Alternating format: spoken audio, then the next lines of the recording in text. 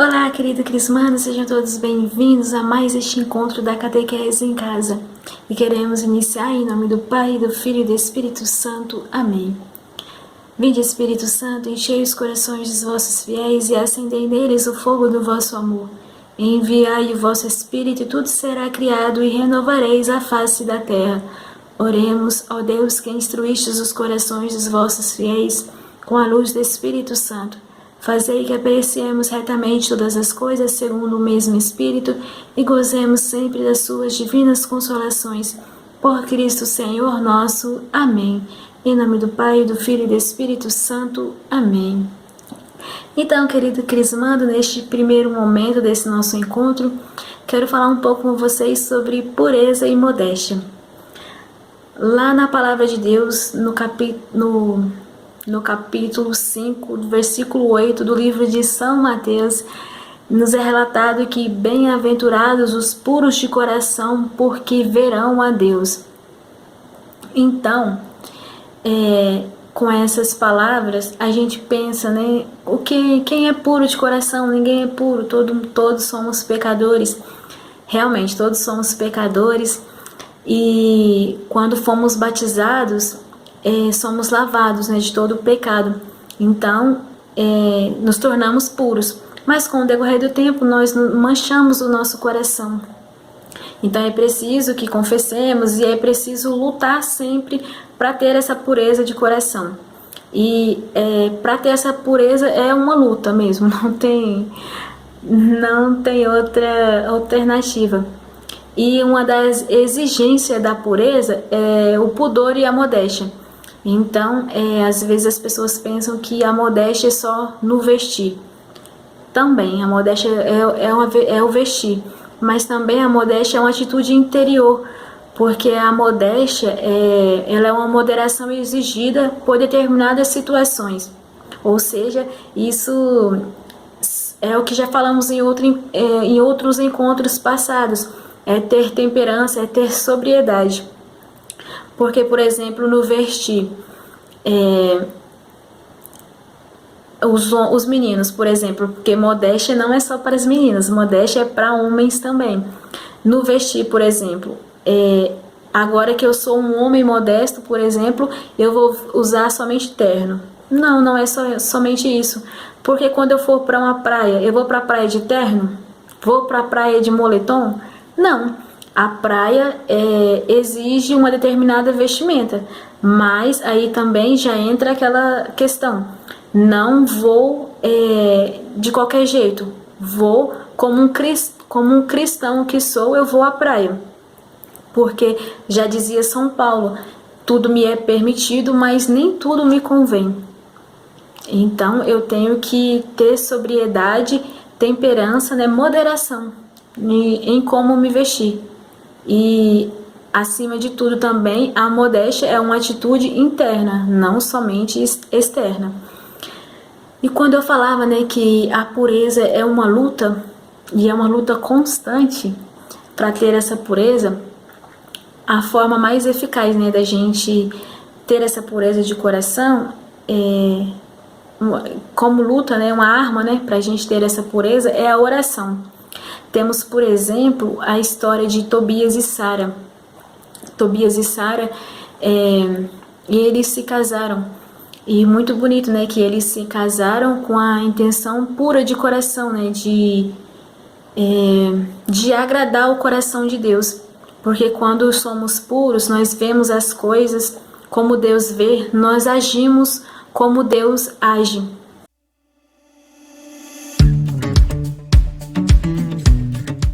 Então, eu vou ler até aqui para vocês na passagem, no livro de Tobias, capítulo 8, versículos de 5 a 9. Lá é narrada a oração que Tobias e Sara fizeram. Ela levantou-se e começaram a orar e suplicar ao Senhor, para que lhes fosse concedida a saúde. Esta foi a sua oração. Tu és bendito, Deus de nossos pais, e bendito o teu nome pelos séculos dos séculos. Bendigam-te os céus e toda a tua criação por todos os séculos. Tu fizestes Adão e lhe deste como auxiliar e amparo Eva, e de ambos surgiu a descendência humana. Foste tu que dissestes que não era bom o homem ficar só. Façamos para ele um auxiliar que lhe seja semelhante. Agora não é por desejo impuro que me caso com esta minha irmã, mas com reta intenção. Sê misericordioso comigo e com ela, e concede-nos envelhecermos juntos. Disseram ambos, amém, amém, e dormiram a noite inteira. Falei para vocês que foi através da oração que Sara e Tobias conseguiram preservar o casamento, e Deus abençoou eles, né? Então é isso, gente. Pureza e modéstia, resumindo, é isso. Agora vamos falar de outro assunto que é exigida na pureza. Mas não sou eu quem vou falar. Vai ser um grande amigo nosso, alguém muito querido que vocês vão gostar muito. Beijos, até mais.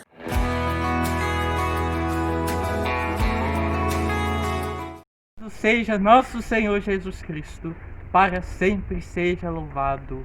A paz de Jesus e o amor de Maria esteja em vosso coração, querido jovem da Paróquia Santíssima Trindade. Meu nome é Mateus e falo aqui diretamente do Seminário Propedêutico São José, da Diocese de Anápolis. E fui convidado para estar aqui falando com vocês sobre um tema importantíssimo para a vida cristã, para a santidade. Então eu fui convidado para estar aqui falando sobre a castidade. A castidade, que é um dom concedido por Deus a todo fiel batizado, todo cristão batizado. É um presente que Deus concede a nós, indignos filhos seus. É um dom que nos é concedido para que melhor caminhemos nesta estrada em direção ao céu. É importante nesse primeiro momento a gente explicar um pouco no que consiste a castidade. O que é a castidade? A castidade é, portanto, a vivência do amor. A castidade não se reduz simplesmente em deixar de praticar algum ato sexual. Não, a castidade é algo muito mais sublime do que isso. É maior do que isso. A castidade é a vivência do amor. Mas o que é amar? O que é o amor? O amor é uma doação total de si para o outro. Amar é deixar de ser egoísta, de querer as coisas para si e desejar o bem, o melhor para o outro, para o nosso próximo.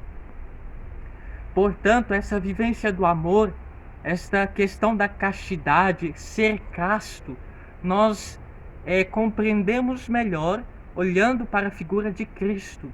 Ele que veio para o mundo por um único motivo: morrer na cruz, doar-se por inteiro, morrendo na cruz. Ou seja, morrer por amor, uma entrega total de si. Isso é ser casto, isso é viver a castidade, doar-se pelo outro. E Cristo é nosso modelo de castidade. Mas o mundo em que vivemos hoje, ele prega totalmente ao contrário disso. Enquanto a castidade é essa vivência do amor ao outro, o mundo prega o amor a si. O egoísmo, o querer tudo para si, querer saciar seus próprios desejos, querer saciar suas próprias vontades. Mas não é bem isso que consiste a castidade. Basta então que olhemos para alguns pontos que o mundo oferece para nós, principalmente para nós jovens. O mundo traz, portanto, primeiro ponto, o sexo antes do casamento. Aqui vemos a vivência contrária da castidade, onde um procura saciar-se, procura fazer aquele ato por egoísmo, não por amor, não por doação ao outro. Enquanto que o matrimônio, a relação dentro do matrimônio, é essa vivência do amor, essa vivência de total doação pelo outro. Então, portanto, a relação fora do casamento é totalmente errada, onde o mundo vem pregar para nós que o outro é um objeto, que a gente pega, usa, sacia a nossa vontade e depois joga fora, joga no lixo. Vê o outro como lixo, como descartável. Mas não é isso que Deus nos ensina. Deus nos ensina a ver o outro como um irmão, a amar o outro como um irmão. E aqui a gente vê a relação de Deus conosco. Deus, nosso Pai, nós filhos desse Pai, e aqui um é irmão do outro. E ser irmão do outro é ver o outro, é ter o outro como amor, com amor. Não é ter o outro como algo descartável. Outro ponto que eu queria comentar é sobre o que o mundo oferece para o jovem. Temos também a questão da masturbação. É um ato individual que o homem pratica para saciar seus prazeres. É um ato egoísta, outro ato egoísta que o mundo oferece, que o mundo doutrina do mundo para os jovens. E a outra doutrina totalmente errada, porque, como eu disse, ser casto é amar, e amar é doar-se ao outro. Praticando esse ato, nós estamos deixando de amar o outro, estamos procurando amar a si próprio, satisfazer as nossas próprias vontades. É um ato egoísta. Mas como viver esta castidade com coração, com total entrega, com amor, com doação, sendo puro, vivendo a pureza de coração?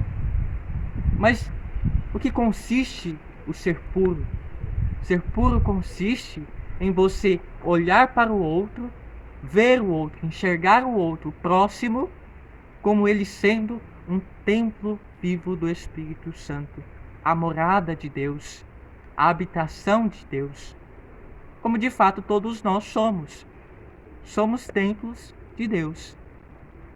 À medida que eu sou puro, que eu vou almejando esta pureza, eu vou enxergando o outro como um bem que Deus me concede. Eu vou enxergando no outro o próprio Cristo. E assim eu vou aprendendo a amar, a me doar pelo outro. E a vivência da pureza, ser puro de coração, é você, primeiro, ter esta intenção, enxergando o outro como sendo o templo do Espírito Santo, e a partir do momento que se tem essa consciência, procurar preservar, cuidar desse corpo, dessa pessoa que é templo de Deus. E aqui a gente entra na questão da modéstia. O que consiste a modéstia? Em você tampar o que precisa ser tampado. Você preservar a sua intimidade, preservar aquilo que somente Deus deve conhecer. E esse preservar-se é atitude de pureza. É atitude de quem amadureceu a sua consciência e a partir daí começou a enxergar o próximo como uma pessoa que é sagrada, uma pessoa que é selada pelo Espírito Santo. Portanto, para resumir todo esse contexto que nós falamos aqui nesse vídeo, a castidade é a vivência do amor. O amor é a doação total ao outro. É doar-se por inteiro ao outro, assim como Cristo. E esse amar o outro é preservar a si e preservar o outro. Pela modéstia, as meninas vestindo roupas que sejam que não mostrem aquilo que não deve ser mostrado, como eu disse, para que não venhamos ser para o outro ocasião de queda no pecado. E como eu disse, o mundo, ele prega o egoísmo, primeiramente, e depois ele prega que o outro é um descartável, um objeto descartável que deve ser usado e deixado de lado. Mas não sabemos que não é bem isso. Sabemos que todos nós, cada um de nós, somos templos de Deus, morada de Deus. Portanto, convido a você agora, a depois, com mais tempo, eu listo aqui alguns santos jovens que souberam viver essa castidade. A castidade tanto no matrimônio, que é essa doação ao outro, não é você fazer para se satisfazer, mas praticar aquele ato para o bem do outro. No matrimônio, dentro do matrimônio, isso é algo sagrado. Também temos a vivência da castidade no celibato. Aí eu cito aqui a figura do padre que doa a sua vida para salvar almas. O seu ministério não é para si, mas é para o outro. E aqui a gente compreende um pouco melhor em que consiste essa doação ao outro, né? Portanto, aqui eu cito alguns santos, para depois vocês lerem com calma a vida dos mesmos e poderem compreender e poder, com o exemplo deles, buscar viver também a castidade. Primeiro eu cito uma santa jovem, Santa Maria Goretti, ela que quis preservar a sua castidade, quis preservar a sua pureza, não se entregando a um rapaz que queria abusar dela fora do casamento, fazer o ato sexual fora do casamento, e ela não consentiu, não quis. Por isso o rapaz acabou violentando ela, e ela então, mais tarde, com o tempo, ela veio a falecer. Faleceu defendendo a castidade, defendendo a virgindade. E outro santo que eu cito aqui é um beato, na verdade, da nossa atualidade, Carlo Acutis, que morreu com 15 anos de câncer. Depois vocês pesquisam melhor sobre ele, mas que também viveu a castidade, soube viver esse ato de se doar pelo outro, por amor a Deus. E aqui eu termino fazendo um pedido a vocês, que olhem também para a vida de São João Paulo II, padroeiro dos jovens, pedindo a vocês, rezem, somente pela oração, somente através dessa busca a Deus, que conseguiremos ser pessoas castas, puras de coração. Não conseguiremos viver, portanto, esse dom pelas nossas próprias forças. É preciso rezar. E não será uma luta fácil, será difícil e irá necessitar da perseverança. E aqui eu cito uma frase de São João Paulo II: a oração é a única arma eficaz, eficaz contra as tentações que vão vir com certeza, mas que nos ajudarão a ganhar forças para desejarmos o céu. Portanto, o único pedido que eu faço nesse vídeo é que vocês rezem. Rezem diariamente, pedindo a Deus que preserve esse dom, o dom da castidade, o dom de amar o outro com total doação, com total entrega, de forma sem medidas, assim como Cristo nos amou. Rezem para que Deus conserve em vocês, em nós, jovens, o dom da pureza de coração. Que passemos a enxergar o outro também como um dom que Deus nos concede. Rezem também por mim, para que Deus me conceda esta graça de viver até o fim da minha vida a castidade, a pureza de coração. Muito obrigado pela paciência de vocês. Espero que vocês tenham compreendido um pouco melhor no que consiste este dom que Deus concede a todos nós. E peço a Nossa Senhora que vos ajude a caminhar desejando ardentemente o céu, desejando ser santos. E como diz São João Paulo II, ser santos de calça jeans. Portanto, perseverança, queridos irmãos, perseverança. Deus está conosco. Peçamos à Virgem Santíssima a sua maternal proteção, o seu maternal auxílio. Louvado seja nosso Senhor Jesus Cristo, para sempre seja louvado.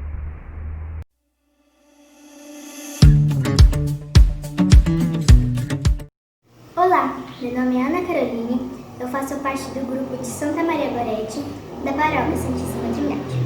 Hoje eu vim contar um pouquinho da história dela. Maria Gorete nasceu no dia 16 de 10 de 1890, em Corinaldo, na Itália, filha de Luiz Gorete e Assunta Carlini. Maria Gorete nasceu de uma família pobre, filha de camponeses e imigrantes que buscavam uma vida melhor. Sua mãe, Assunta, era ainda mais pobre. Não chegou a conhecer os próprios pais. Luiz era um lavrador esforçado e corajoso. Nesta família, a fé é vivida de maneira simples e profunda. Deus é o primeiro e o único ponto de referência para o comportamento e para a esperança cotidiana. O quadro de Nossa Senhora que a família carregou consigo em todas as mudanças é o fio condutor que ajuda a enfrentar com coragem e esperança as etapas da imigração. Mariazinha, como era chamada, cresceu alimentando-se de fé vivenciada por seus pais, em cada gesto concreto iluminado pelo Evangelho simples. Obedecia aos pais, ajudava os outros, servia com simplicidade, aprendia ao sacrificar-se, a trabalhar, a pensar nos outros antes de si. Ela invocava Jesus e Maria no seu coração, via apenas o que era bonito, confiava em Deus e que tinha que prover. Além de muitas provações, teve que superar a situação dramática da morte do pai. Em 6 de maio de 1900, é vítima de malária. Luiz Gorete deixa a esposa e 6 filhos. Maria Gorete passa a ajudar ainda mais a sua mãe e cuidar dos seus irmãos e de sua família. Em 16 de junho de 1901, ela recebe a primeira comunhão na igreja de Conca, hoje é Borgo Mantelo. Maria Gorete nutria de amor profundo a Jesus, feito de poucas palavras e de muitos fatos. Uma fidelidade vivida no dia a dia e na oração. Consciente de ter sido um encontro na vida e de amor com Jesus, Luiz Gorete, seu pai, faleceu com 41 anos. Assunta, sua mãe, ficou viúva com 34. Ela, Maria Gorete, tinha 9 anos e meio. Ângelo, o irmão mais velho, ia completar 12 anos. Ainda tinham Mariano, de 7 anos, Alexandre, de 5 anos, Ercília, de 2 anos e Teresa, de 2 meses. O primeiro, Antônio, havia morrido com 8 meses. Somente a fé sustentou essa família para ir à frente depois de tamanha perda. A senhora, assim, Assunta toma uma decisão de continuar na lavoura no lugar de seu marido Luiz, onde tinha uma sociedade com o Serenelli, a serviço de um exigente patrão, Conde Mazzoleni. Assim, a vida parecia prosseguir com certa tranquilidade, após a grande perda de Luiz. A senhora Assunta já estava acostumada com o trabalho de roça e ficava com os mais cansativos, na maioria das vezes, pois o velho Serenelli ia desfinhando aos poucos por causa da malária e do alcoolismo. Enquanto isso, os filhos homens mais velhos começavam a dar uma contribuição importante na lavoura. Em casa, Mariazinha dava o seu melhor, ajudava a mãe nos trabalhos domésticos e dava uma educação para os irmãozinhos, ensinando-lhes amor a Jesus e respeito aos outros, e o sentimento da família. E os anos foram passando. Sua mãe se preocupava com a formação dos filhos. Então, pediu que Alexandre Serenelli ensinasse seus filhos a ler. o que não se poderia imaginar que outra tragédia estava sendo tramada. Desta vez, não somente por causa de acontecimentos naturais, mas por motivos humanos, por situações de injustiça e de egoísmo. Dessa vez, a família Goretti seria golpeada por causa de sua fé límpida, coerente em cada ação de dia a dia, em cada movimento do coração e da existência. Na outra família, a do Serenelli, também provada e dizimada por doenças e lutos, os males se acumularam, fechamento e isolamento, tristeza e desespero. O pai, entregue ao alcoolismo, falta de normas morais. Neste contexto, os desejos infames e sensualidade de violência não tinham limites e iam se tornando uma obsessão para Alexandre Serenelli. Alexandre Serenelli se encantou com a beleza de Maria Goretti, que queria a todo custo seduzi-la. A beleza de Maria Goretti despertou uma paixão desequilibrada em Alexandre Serenelli, o jovem de 20 anos que compartilharam a casa com a família Goretti. Alexandre assediava Maria Goretti, mas ela não cedia aos desejos do jovem. Foi então que no dia 5 de julho de 1902, quando Maria Goretti estava cuidando de sua irmã, Alexandre entrou e ameaçou de estupro. Ela se defendeu e começou a rezar, dizendo que era pecado e que iria para o inferno. Não conseguindo o que ele queria, deu 14 facadas e fugiu. Maria Goretti foi levada ao hospital e foi operada sem anestesia. Imagina a tamanha dor e sofrimento. Mas os médicos não puderam fazer nada, porque os ferimentos eram muito grandes. Antes de morrer, para admiração de todos, Maria Goretti perdoou seu agressor, dizendo que queria encontrar com ele no céu. Maria Goretti faleceu no outro dia olhando a uma pintura da Virgem Maria. Seu assassino foi preso logo depois, julgando e condenado a 30 anos de prisão. 3 anos mais tarde, ele recebeu a visita do bispo no local e se arrependeu, dizendo que teve um sonho com Maria Goretti, no qual ela lhe entregava flores e pegaram fogo assim que ele segurou. Depois escreveu ao bispo agradecendo a visita e pedindo que fosse colocado em suas orações. Ao terminar e cumprir a pena, foi à casa da mãe de Santa Maria Goretti para pedir perdão, ou melhor, implorar perdão. E a senhora Assunta disse: "Se minha filha em seu leito de morte te perdoou, eu também te dou meu perdão."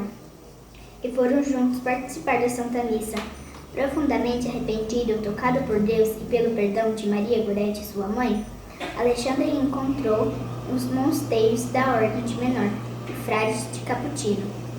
10 de julho de 1904 é inaugurado o primeiro monumento em sua honra no Santuário de Nossa Senhora das Graças. Em Netuno, seu corpo foi para o céu, seu translado em julho de 1929. Em 31 de maio de 1935, inicia-se o processo informativo e de canonização. 25 de março de 1945, Pio XII reconhece a autenticidade do martírio de Maria Goretti. Em 27 de abril de 1947, o Pontífice te proclama bem-aventurado. Dia 24 de junho de 1950, Maria Goretti é solenemente declarada santa pelo Papa Pio XII, na Praça de São Pedro. O lema de Santa Maria Goretti é: "Antes morrer que pecar." Tem o lírio como símbolo da pureza. A sua festa é comemorada todo dia 6 de julho. Esse ano completou 118 anos. E essa é a história de Santa Maria Goretti. Espero que vocês tenham gostado. Tchau!